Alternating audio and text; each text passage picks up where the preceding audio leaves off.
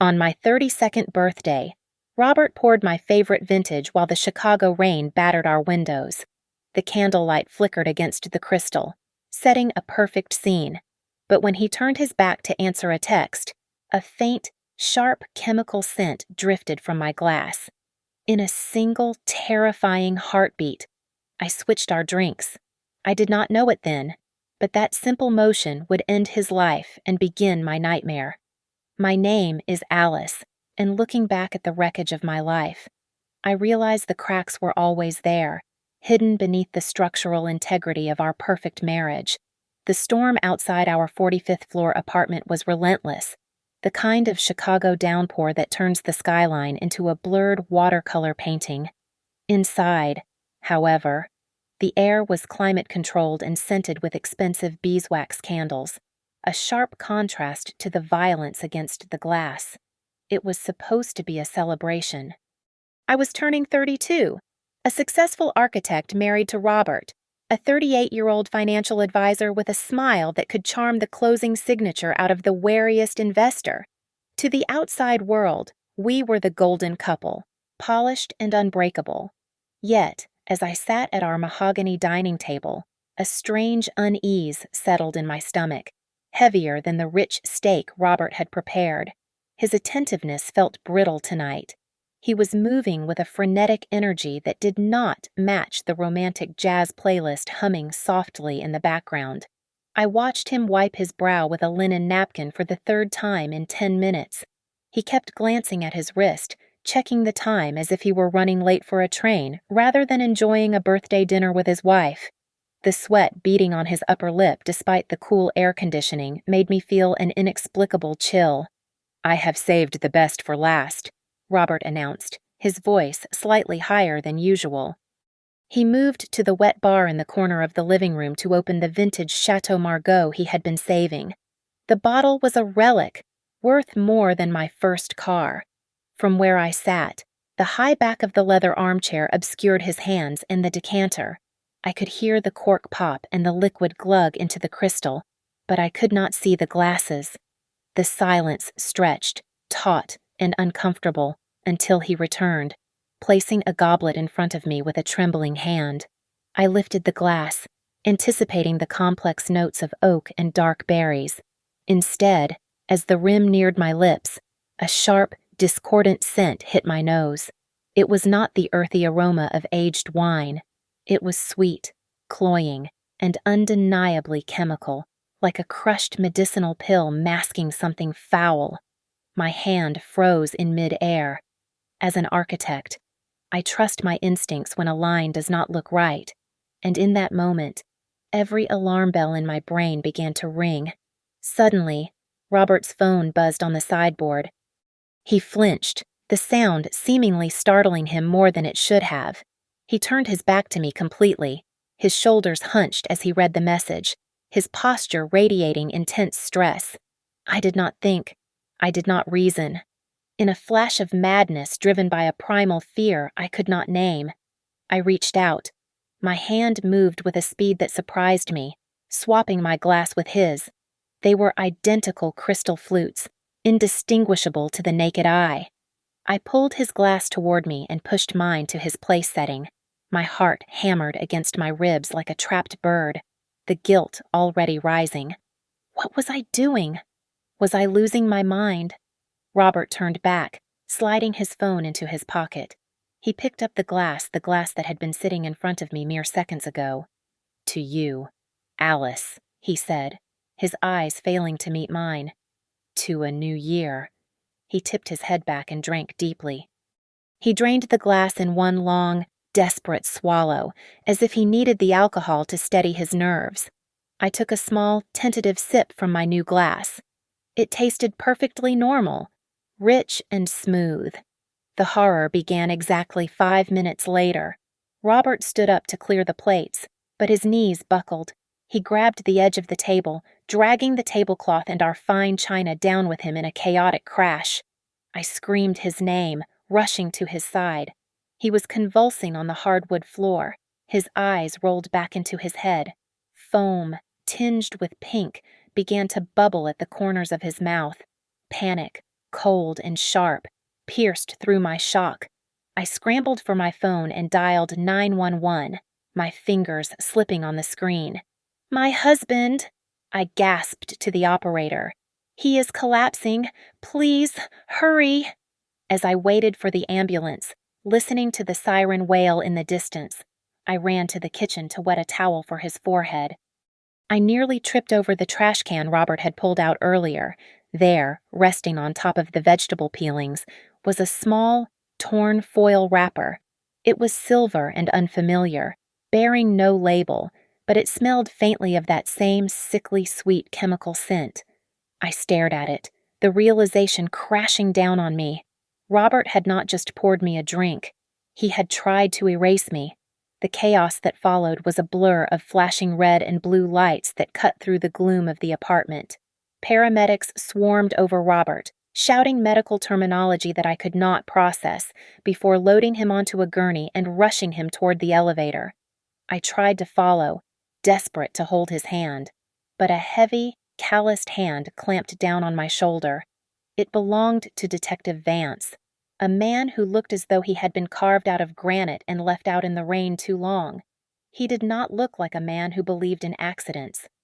While the ambulance screamed its way toward Northwestern Memorial Hospital, Vance kept me in the living room, his eyes darting from the spilled wine on the floor to my trembling hands. He asked why I was the only one standing. He asked why, at a birthday dinner for two, one person was near death and the other was perfectly fine. I stammered through my answers, my shock making me sound guilty even to my own ears. After what felt like an eternity of aggressive procedural questions, he finally allowed an officer to drive me to the hospital. When I arrived at the emergency room, the air was thick with the smell of antiseptic and fear. A doctor with a grim expression approached me and Vance. He told us that Robert was in critical condition. It was not food poisoning or an allergic reaction. It was a massive overdose of digoxin, a medication used to treat heart failure. The doctor explained that the levels in his blood were lethal enough to stop a heart twice the size of Robert's. Vance turned to me, his gaze sharpening. He asked if Robert had a heart condition. I shook my head. Then, in a moment of desperate honesty, I told him everything. I told him about the strange smell. I told him about the bitter almonds. I told him that I had switched the glasses. I thought the truth would exonerate me, but as the words left my mouth, I saw the shift in Vance's eyes. It did not sound like self-defense. It sounded like a confession of premeditation. To him, it sounded like I knew the poison was there because I was the one who put it there, and I had merely ensured Robert drank it instead. Before I could defend myself, a uniformed officer walked up to Vance holding an evidence bag. Inside was a small, empty amber vial found in our bathroom trash. The officer murmured that preliminary dusting showed my fingerprints were all over it. The world seemed to tilt on its axis. My mind raced back to last week. Robert had asked me to clean out the medicine cabinet, specifically the old prescriptions left behind by his late mother. I had handled those bottles. I had touched that vial. He had planted the seed of my destruction days before he even poured the wine. Our family lawyer arrived shortly after, pushing through the hospital doors with a briefcase and a look of professional panic. He pulled me aside and hissed at me to stop talking. He said the evidence was circumstantial but damning, and that silence was my only shield. But I knew silence would not save me. While the lawyer argued with Vance in the hallway, I sat alone in the waiting area, clutching Robert's phone, which I had instinctively grabbed from the table before the paramedics arrived. I unlocked it, hoping to find a text, a note, anything that could explain this madness. The screen lit up, but it was blank. No messages, no call logs, no contacts. It was currently in the process of a remote factory reset, a progress bar completing its final percentage. Someone had wiped it clean from afar. Just then, the phone vibrated in my hand. A call was coming in from a blocked number. I swiped to answer, my voice shaking as I said hello. There was no response. I could hear the faint static of an open line, the breathing of someone listening on the other end. Then, the line went dead. I stared at the black screen. Robert was in a coma. The police were building a case against me, and the real killer was erasing their tracks. I realized then that if I waited for the law to clear my name, I would spend the rest of my life behind bars. I had to find the truth myself. The hospital room was suffocatingly quiet, broken only by the rhythmic beeping of the heart monitor that proved the man I called my husband was still alive. I waited until the nurse left the room to change an IV bag before I moved toward the plastic bag containing Robert's personal effects in the corner. Driven by a gnawing suspicion that had replaced my shock, I dug through his clothes. I checked pockets and linings until my fingers brushed against a hard lump inside his left leather shoe. I peeled back the expensive orthopedic insole. There, taped securely to the bottom, was a small silver key with a 3-digit number stamped on the head. It did not take long to identify the key. It belonged to a private mailbox rental service in a nondescript strip mall in the suburbs of Chicago, miles away from where Robert supposedly conducted his business. I left the hospital, telling the officer at the door I needed fresh air, and drove like a woman possessed. When I arrived at the postal center, the clerk did not even look up as I found box 402. My hand trembled as I inserted the key. It turned with a smooth, sickening click. Inside lay a heavy manila envelope. I took it to my car, locking the doors before tearing it open. The first thing that fell out was a passport. It bore Robert's face, the same eyes that had looked at me with adoration over our wedding vows, but the name printed next to the photo was Julian Black. He was not a financial advisor. The documents beneath the passport painted a picture of a professional chameleon, a grifter who had spent the last decade drifting across the country. I sifted through the papers, my breath hitching in my throat. There were marriage certificates for 2 other women. I searched their names on my phone right there in the parking lot. Both were dead. One had died from a fall down the stairs, and the other from what the coroner had ruled as sudden cardiac arrest. Both deaths had occurred less than 6 months after their weddings. Both women had taken out massive life insurance policies shortly before they died. My hands were shaking so violently I could barely hold my phone to check our own finances. I logged into our joint savings account, the nest egg we had been building for a house. The balance was 0. The transaction history showed a wire transfer initiated 3 days ago, sending every cent to an offshore account in the Cayman Islands. Then, at the bottom of the envelope, I found the final piece of the puzzle. It was a copy of a life insurance policy on my life, valued at $3 million. It had been activated exactly 2 months ago. The realization hit me with the force of a physical blow. The romantic dinner, the candlelight, the vintage wine. It was not a celebration of my life. It was a carefully orchestrated execution. Robert, or Julian, had never loved me. I was simply an investment that had matured and was ready to be cashed in. I drove back to the hospital, my grief hardening into cold rage. When I entered Robert's room, I found he was not alone. A woman was standing by his bedside, holding his limp hand. She was striking, with dark hair and sharp, intelligent eyes. She introduced herself as Isabella, claiming to be a distant cousin of Robert who had flown in as soon as she heard the news. I watched her carefully. She did not look like a grieving relative. She looked calculated. Her eyes scanned the room, resting briefly on Robert's belongings. I remembered the remote wipe of Robert's phone, the call that had gone silent. A man in a coma could not erase a phone. Someone else had to be pulling the strings. As Isabella wiped a non-existent tear from her cheek, I knew she was no cousin. She was his partner, the other half of this lethal equation, and she was here to finish what the wine had failed to do. I decided to play the game better than they did. I wiped the rage from my face and replaced it with the hollow, exhausted look of a grieving wife. I approached Isabella in the hallway and thanked her for being there, offering to buy her a coffee in the hospital cafeteria. She accepted with a sympathetic smile that did not reach her eyes. She was good, but I was desperate. I had made a detour to a surveillance shop on my way back from the post office and purchased a small, black listening device the size of a quarter. As we sat at the plastic table and I pretended to search for sugar packets, I slipped the bug into the side pocket of her designer handbag while she was distracted by a passing doctor. 10 minutes later, I excused myself to the restroom and put in my earphones. The audio was crisp. Isabella was not speaking to a relative. Her voice had dropped the sweet, concerned tone she used with me and was now sharp and commanding. She was on the phone with a man. She called him darling, but the conversation was business. She complained that Robert was an amateur who had failed the simplest task. She mentioned a plan B, saying they needed to pivot immediately before I figured out the truth. The realization made my blood run cold. Isabella was not a cousin. She was his lover, the mastermind behind the scripts Robert followed. When I returned to the room, Robert was awake. The toxins had ravaged his nervous system, leaving him temporarily paralyzed and unable to speak. He could only move his eyes. When he saw me, there was no love in his gaze, only a terrifying mixture of panic and fury.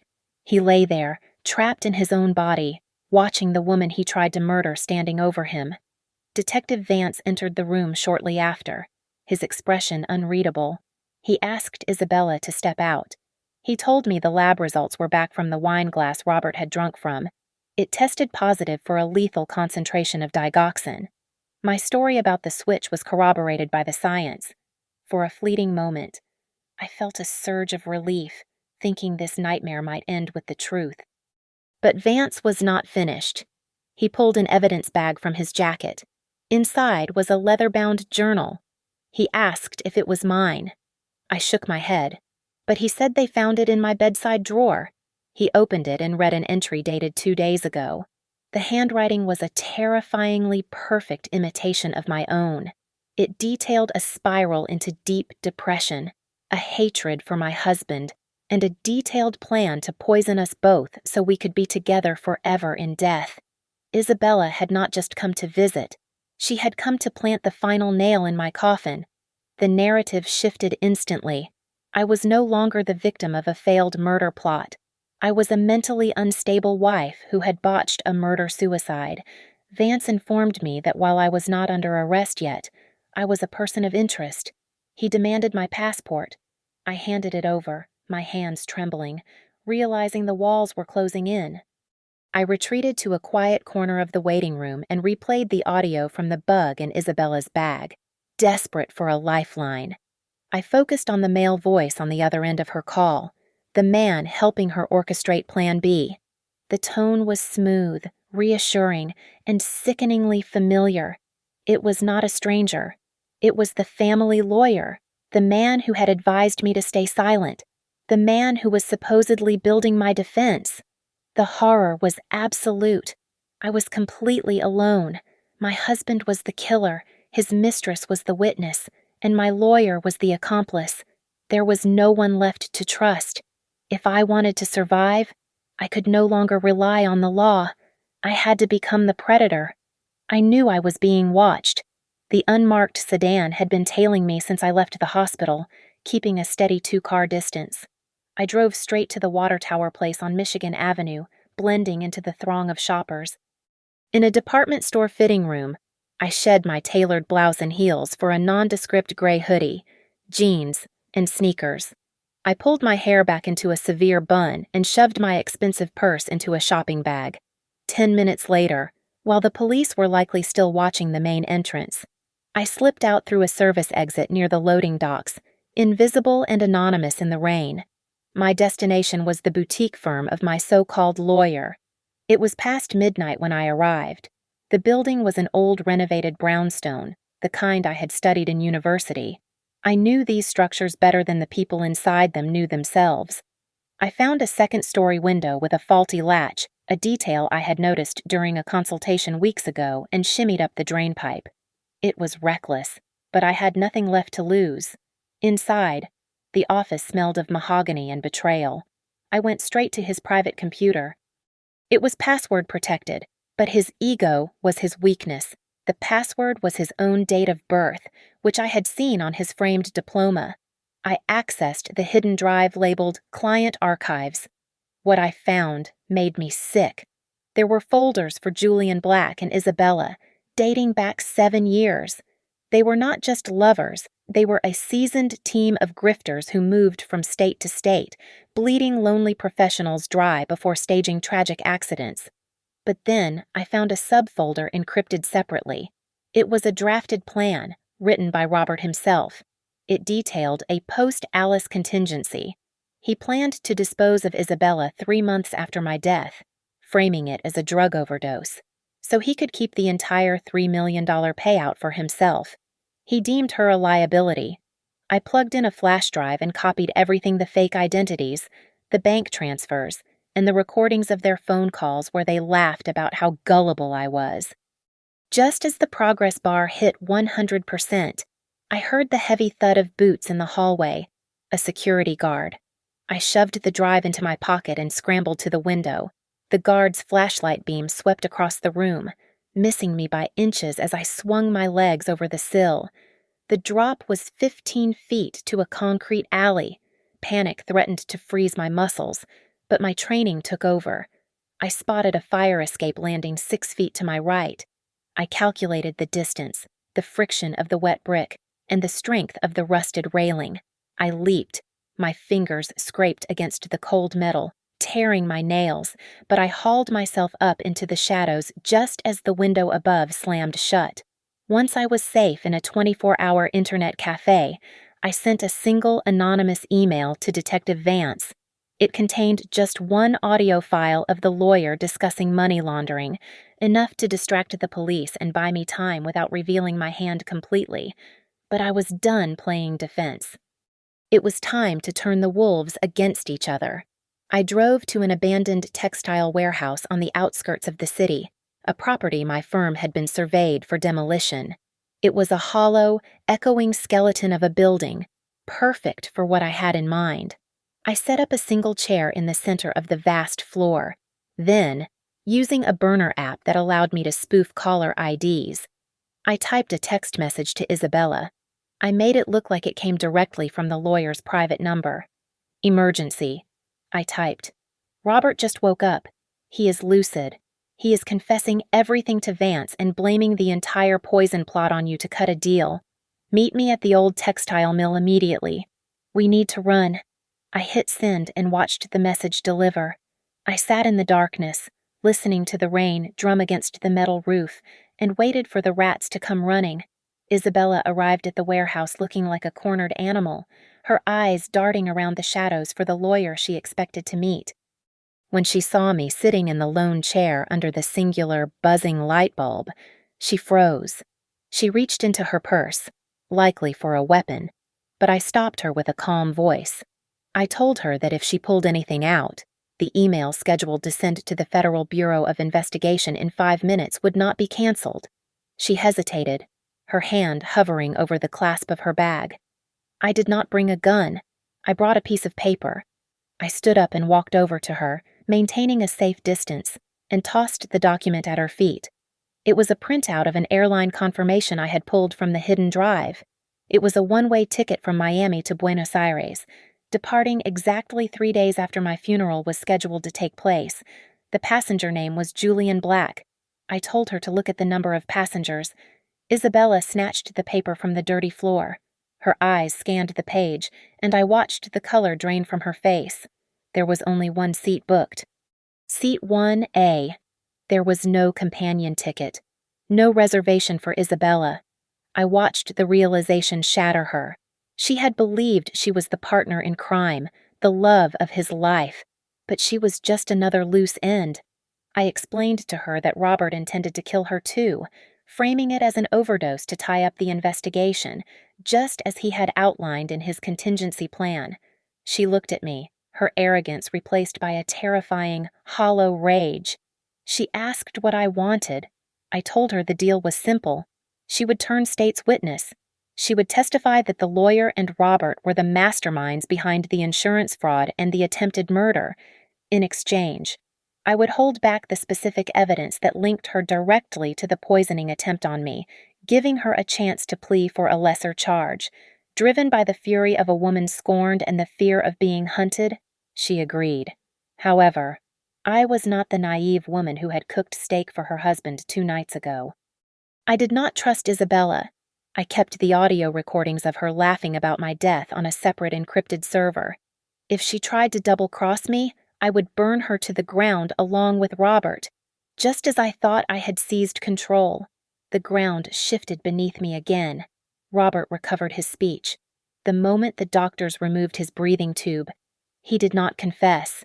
Instead, he looked into the news cameras and wept. He accused me of forcing him to drink the poisoned wine. He spun a tale of a jealous, insane wife who tried to kill him because he wanted a divorce. The media devoured it. By the next morning, the tabloids had branded me the Black Widow of Chicago. Paparazzi camped outside my apartment building. The pressure was suffocating. Then came the call from the senior partner at my architecture firm. He told me that due to the notoriety of the case and the morals clause in my contract, my employment was terminated immediately. I sat in my car outside the office building where I had spent the last 10 years building my career, watching security escort me out with a box of my belongings. I felt a cold, hard knot tighten in my chest. They had taken my trust, my savings, my marriage, and now my identity. I was no longer fighting just to stay out of jail. I was fighting to punish them. The desire for survival had mutated into a need for absolute destruction. I wiped the tears from my face and started the engine. I had one final play to make, and it would happen right at his bedside in the hospital. The warrant for my arrest was issued at 9 in the morning based solely on the delirious accusations of a man recovering from a poison he had purchased himself. I did not wait for the sirens to come screaming to my door. Instead, I walked into the district precinct head-on, flanked by Marcus Stone.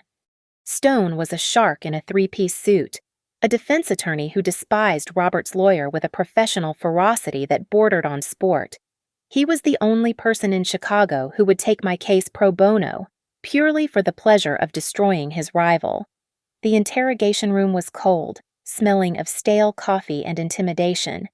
Detective Vance sat across from me, his patience clearly wearing thin. He slammed a file on the table and demanded a confession. He told me that the narrative was simple and that I was the jealous wife who had snapped. I remained stone silent. I sat with my hands folded on the metal table, staring straight ahead. Stone did the talking for me, reciting legal statutes and dismantling Vance's circumstantial evidence piece by piece.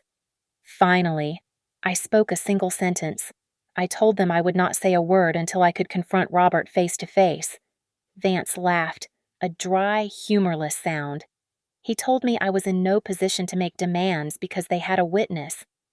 The door opened, and Isabella walked in. I looked at her, expecting the terrified ally I had cornered in the warehouse. Instead, she refused to meet my eyes. She sat down and told the detectives a fantastical story. She claimed I had hired her to stalk Robert, that I was obsessed and dangerous, and that I had forced her to cooperate under threat of violence.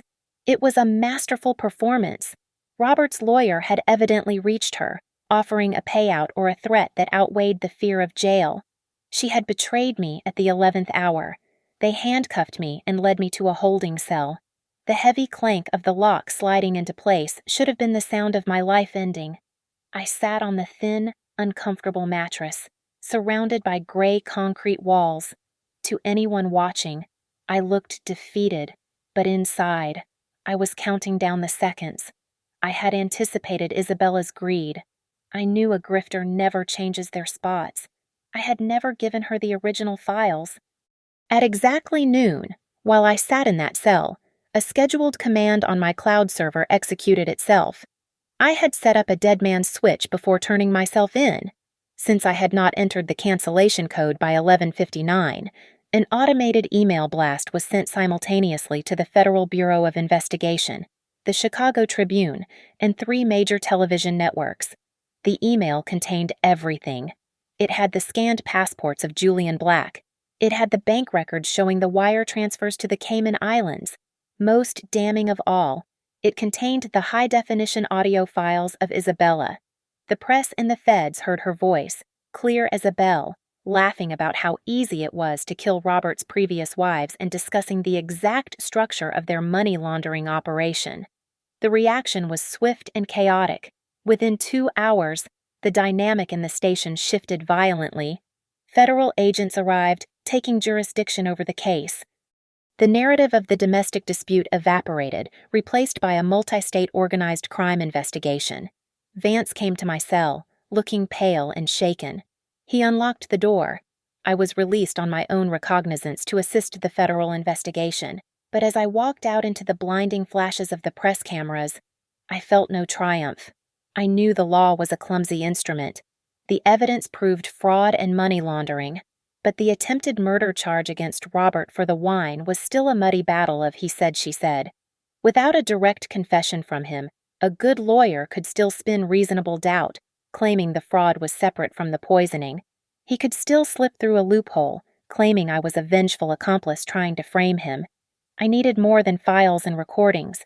I needed him to look me in the eye and admit what he had done. Due to his lingering cardiac issues and a very expensive legal team finding a loophole in the bail system, Robert was not in a cell. He was released to house arrest, confined to the very apartment where he had tried to murder me. The judge granted me a 1-hour window to return to the property and retrieve my personal effects, accompanied by a police escort who waited in the hallway. It was the opportunity I had been waiting for. I walked into the apartment, the smell of stale air and tension hitting me instantly. Robert was sitting in the armchair by the window, an electronic monitoring bracelet thick and black around his ankle. He did not look like a man who had just escaped death. He looked like a predator who was merely resting.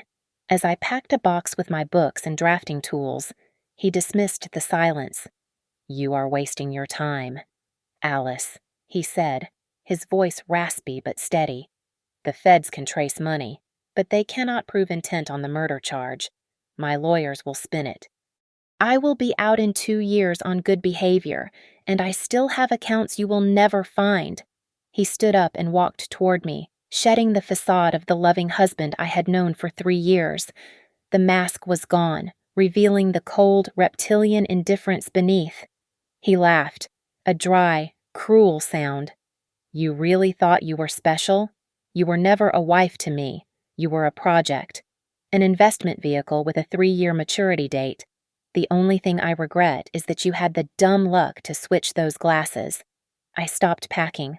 I turned to face him, and for the first time since the nightmare began, I did not feel fear. I felt nothing but a glacial calm. I did not cry. I did not scream. I just looked at him with a flat, analytical gaze.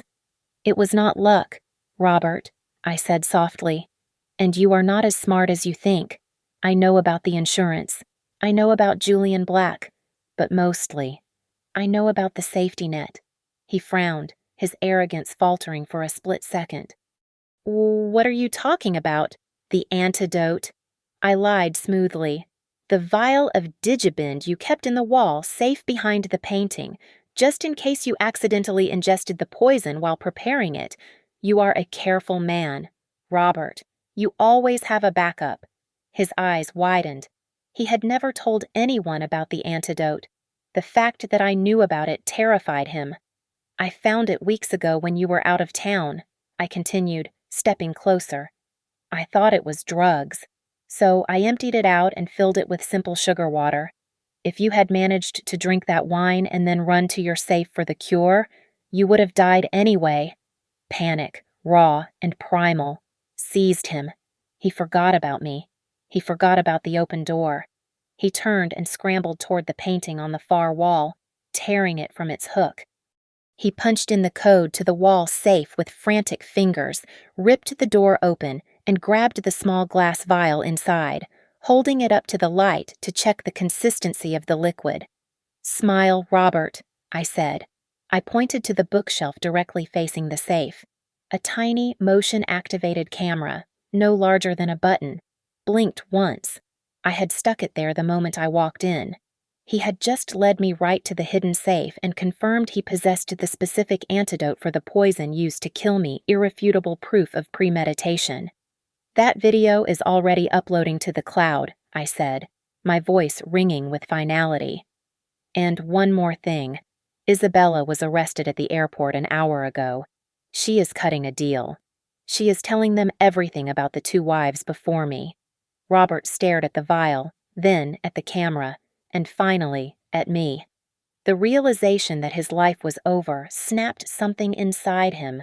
His face twisted into a mask of pure fury. He dropped the vial and lunged at me, his hands reaching for my throat, a guttural roar tearing from his chest. "You witch!" he screamed. I was ready.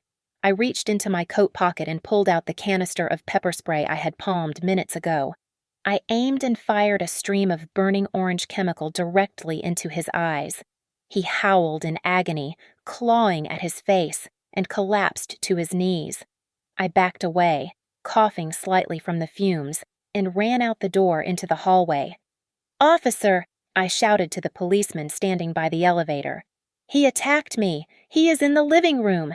As the police rushed past me with their weapons drawn to subdue the blinded, screaming man on the floor, I leaned against the wall and took a deep breath. The performance was over. The trap was sprung. The image of Robert being dragged out of our apartment in handcuffs was the first time I breathed freely in weeks. His violation of house arrest, combined with the assault caught on camera, stripped him of any remaining legal protections. The dominoes began to fall with terrifying speed. The encrypted files I had sent to the FBI corroborated every word of Isabella's plea deal.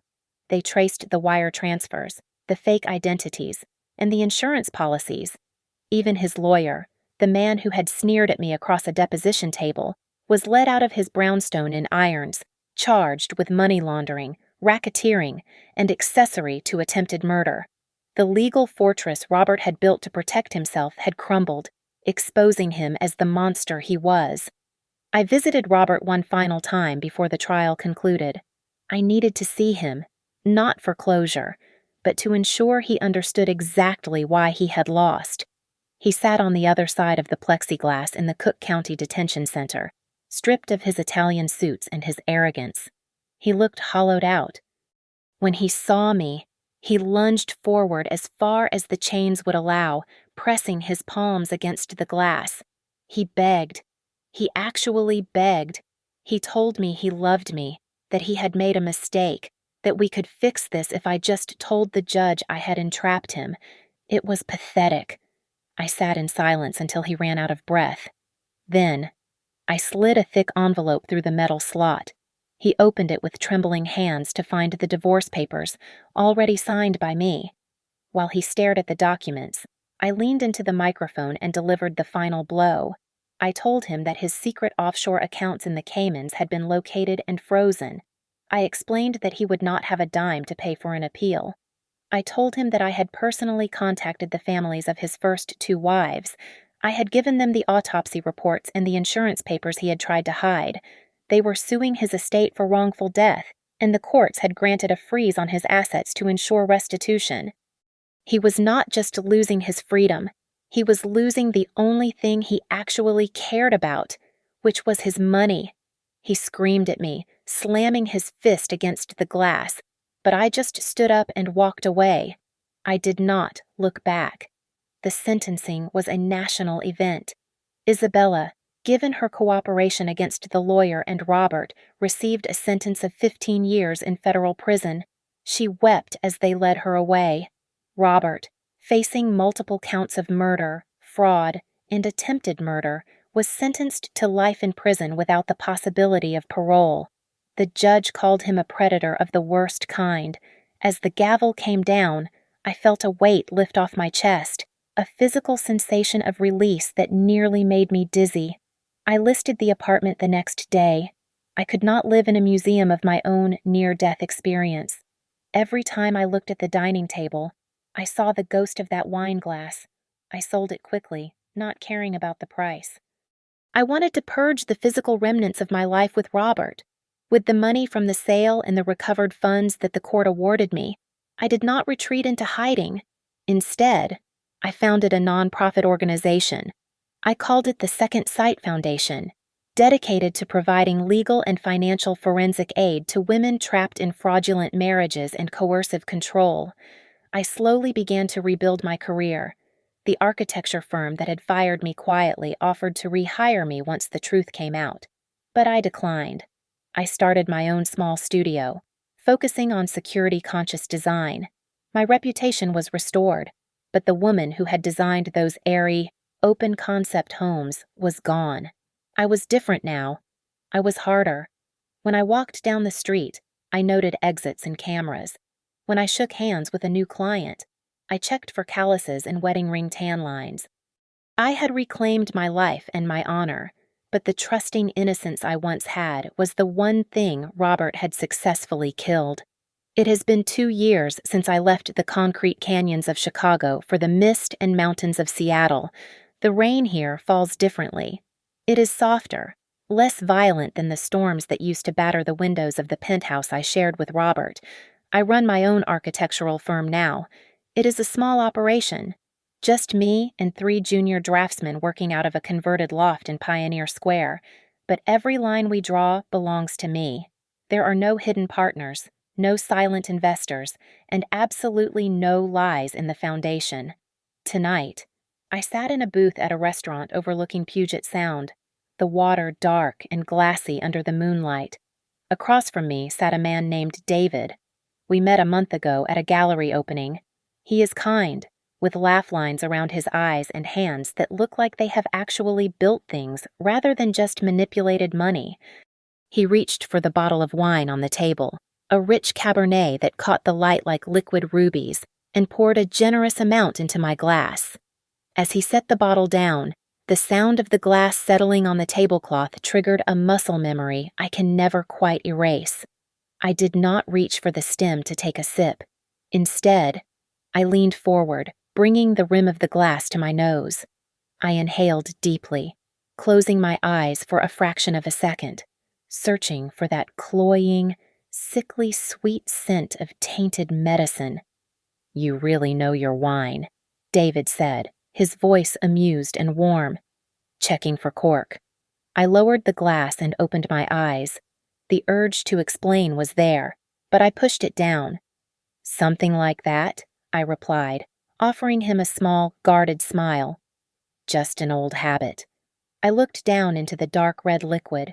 For a long time, I believed that what happened on my 32nd birthday was a miracle. I thought that swapping those glasses was a momentary lapse of sanity that happened to save my life. But sitting here tonight, I finally understand the truth. It was not luck. It was not divine intervention. It was the screaming of a subconscious mind that had been silenced for too long.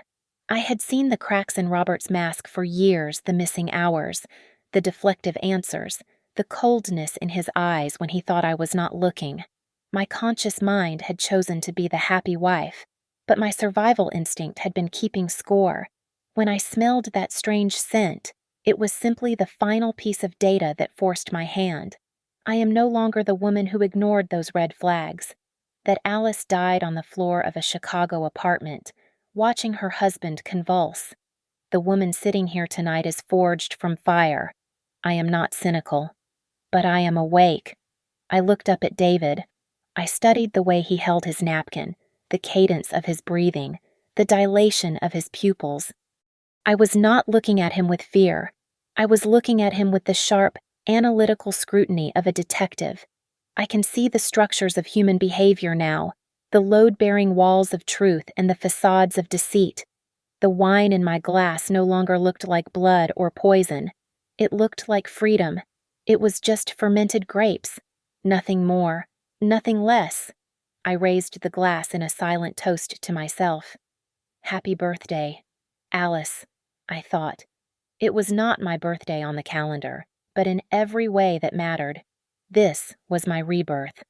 I looked David straight in the eye, my gaze steady and unblinking. "Cheers," I said. I took a long, slow sip. The wine tasted of blackberries, oak, and earth. It was pure. It was clean. And as the warmth spread through my chest, I knew with absolute certainty that I was safe. Not because the world is a safe place, but because I finally know how to navigate the darkness without getting lost. No one will ever blindside me again.